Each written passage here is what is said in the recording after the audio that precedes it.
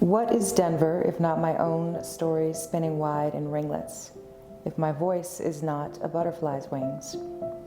My grandmother moved to Denver in 1965.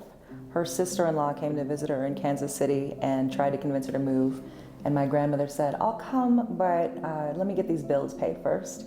And her sister-in-law said, "Girl, them bills gonna be here when you get back. So pack a suitcase," and my grandmother did. So she packed my father up and they got in the car and they came to Denver. And so my father graduated from George Washington High School here. He was a teenager when they moved here. My mother's family came to Colorado about 5 generations-ish ago.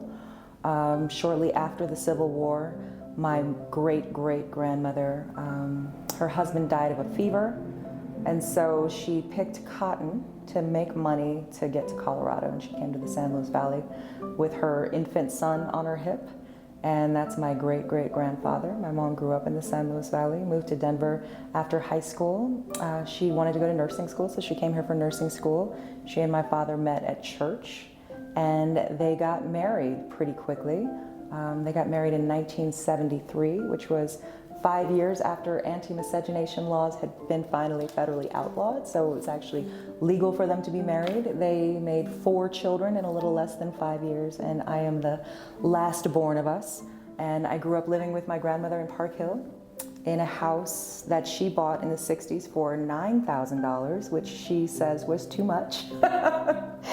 And that's what Park Hill was in the 1960s. And so that's still her home. She's still there. She'll be 90 in February. And that's where most of us grew up. It's still the central place of my identity and my life is her home in Park Hill.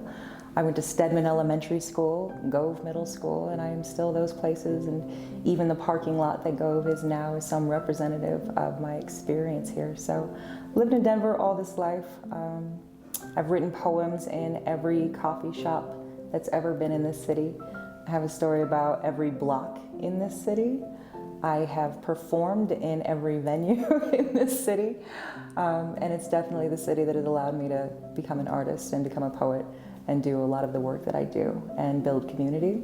So it's been a really, really beautiful place to create and live stories. My name is Susie Q. Smith, and I am Denver.